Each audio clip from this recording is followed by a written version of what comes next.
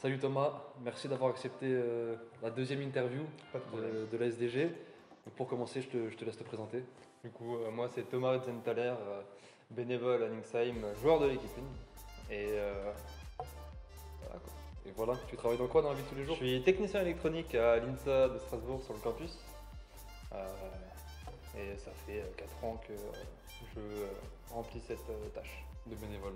Toujours intéressant d'en savoir un petit peu plus sur la vie des bénévoles. Est-ce que tu peux, s'il te plaît, m'énumérer un petit peu toutes les fonctions que tu as occupées ici depuis tes débuts au club?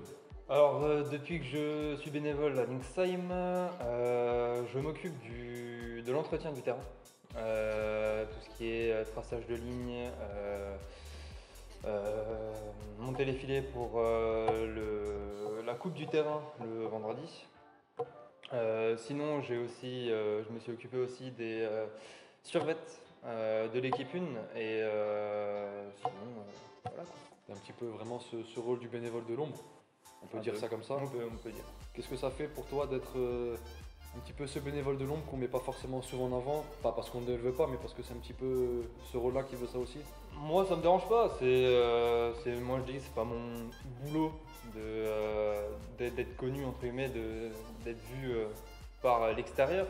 Mais s'il y a personne qui me fait ça, on va dire que le club n'avance pas. Ce qui est clair. Aujourd'hui, être membre sous les casquettes que tu as énoncées, qu'est-ce que ça implique dans ta vie de tous les jours à toi? Ouf, on va dire beaucoup de temps au club.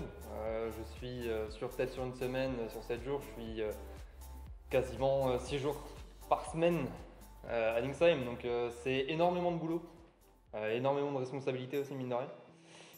Donc ouais, c'est une grosse charge de travail, au moins juste le soir, mais une grosse charge de travail. Et je pense que d'un autre côté, ça développe des relations qui doivent être Ça exceptionnelles. bien sûr, ça bien sûr.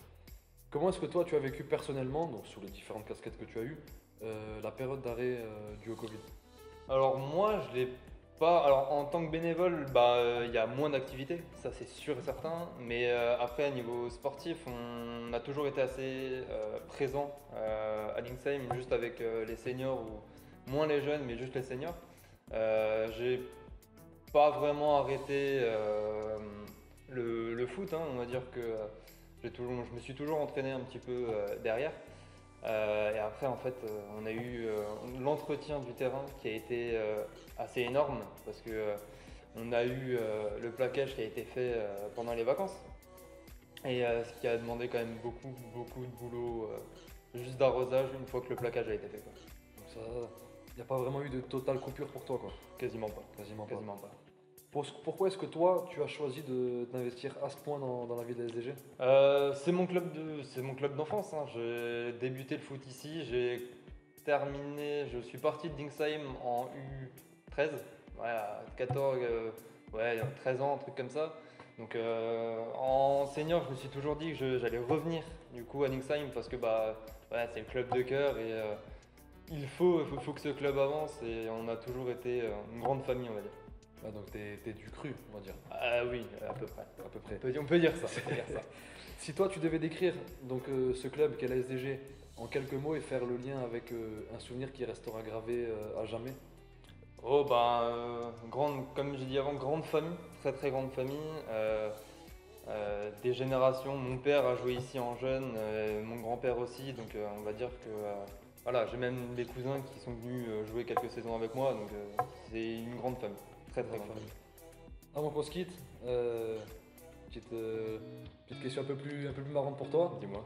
Si tu devais me donner une personne pour la troisième interview, une personne du club, à qui penses-tu? Une personne du club, en fait j'en ai deux. J'ai bien sûr Pierre-Jean, l'entraîneur de l'équipe 1, qui mine de rien fait quand même beaucoup aussi pour ce club. Et le deuxième, c'est un joueur de l'équipe 1 aussi, c'est Florian Lobstein qui est, on va dire, un modèle pour tous les jeunes dans ce club. Donc voilà. Un modèle que tu dis avec un grand sourire. Ah, normal. En tout cas, Thomas, merci à toi d'avoir répondu présent pour cette deuxième interview. Pas de problème. Deuxième de, je l'espère, une belle et unique série. Merci à toi, Thomas. Pas de problème.